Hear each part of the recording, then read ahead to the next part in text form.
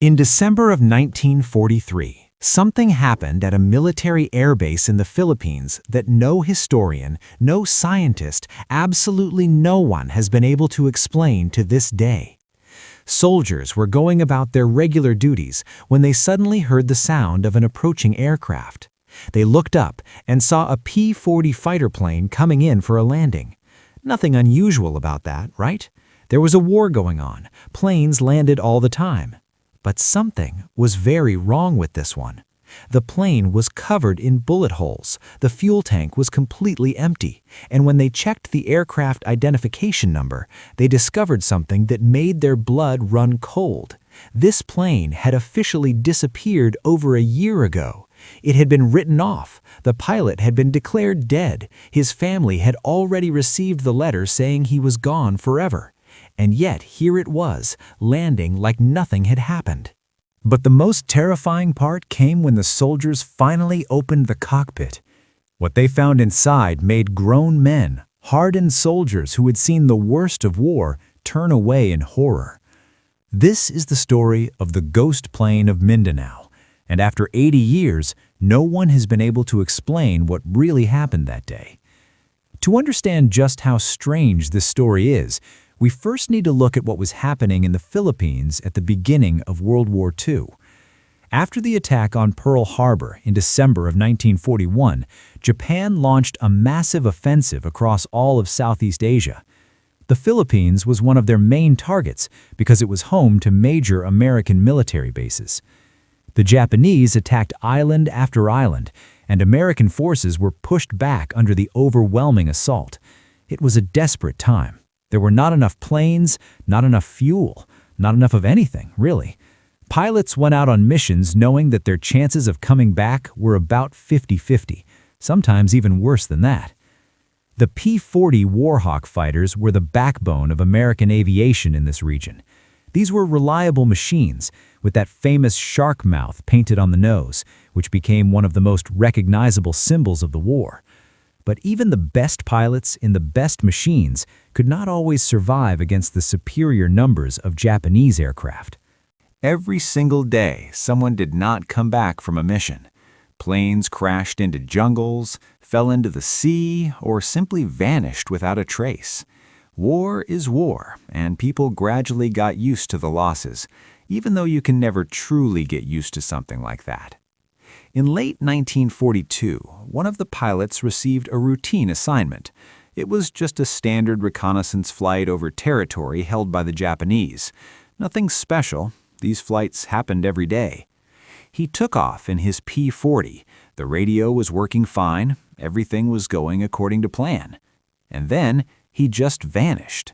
The radio went silent, the plane never returned to base, and no distress signals were ever received.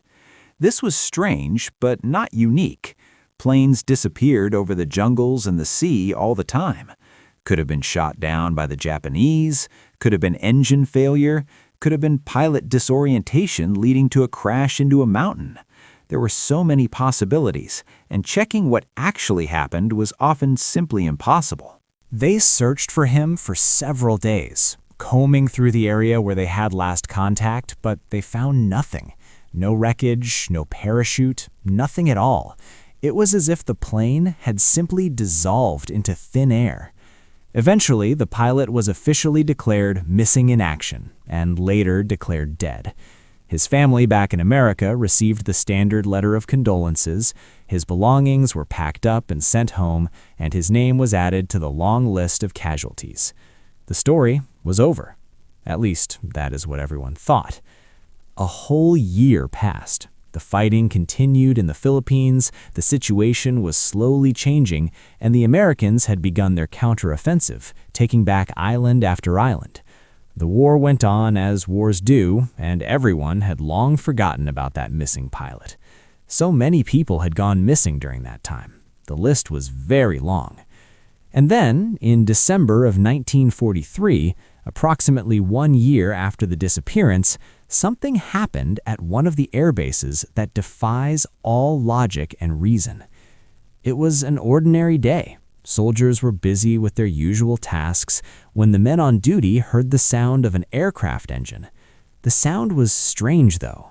The engine was sputtering and coughing, clearly struggling to keep running. Everyone looked up and saw a P-40 fighter coming in for landing. The plane looked absolutely terrible. The entire body was covered in bullet holes. Parts of the outer shell were missing, and smoke was pouring out of the engine. It was a mystery how this machine was even staying in the air. But somehow, the plane managed to land. It was not a perfect landing, but it was a landing. The aircraft rolled down the runway and came to a stop. The soldiers rushed toward the plane.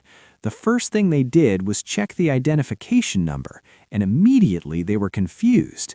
They recognized this number. This was the same plane that had disappeared a year ago, the same one that had been written off long ago, the same one whose pilot had been declared dead. How was this possible? Where had it been for an entire year? Who was flying it? With growing dread, they approached the cockpit. The canopy was closed, and it was hard to see anything through the dirty glass. When they finally managed to open it, they saw the pilot. He was dead, but not just dead. He had been dead for a very long time. The body was heavily decomposed, and it was obvious that this man had not died yesterday or even a week ago. Experts who examined the remains later estimated that the pilot had been dead for at least several months, possibly since the very moment of the original disappearance. And here is the question that drives people insane. If the pilot had been dead for a long time, then who landed this plane? Planes do not fly themselves. Someone had to be controlling it. Someone had to direct it to this specific airbase. Someone had to perform the landing. The P-40 was not some modern drone with autopilot. This was a machine from the 1940s that required constant manual control. But there was only one person in that cockpit, and he had been dead long before the plane touched down. After this incident, the military tried to conduct an investigation, but they could not figure out anything substantial. There was a war going on. There were no resources to spare for studying paranormal events, so the case was quickly closed and classified. But the questions remained. The first and most obvious question: where was the plane for an entire year? A P-40 has enough fuel for maybe a few hours of flight at most. Even if we imagine that the pilot landed somewhere and was hiding, how did he take off again? Where did he get fuel? And why did he never make radio contact during that whole year?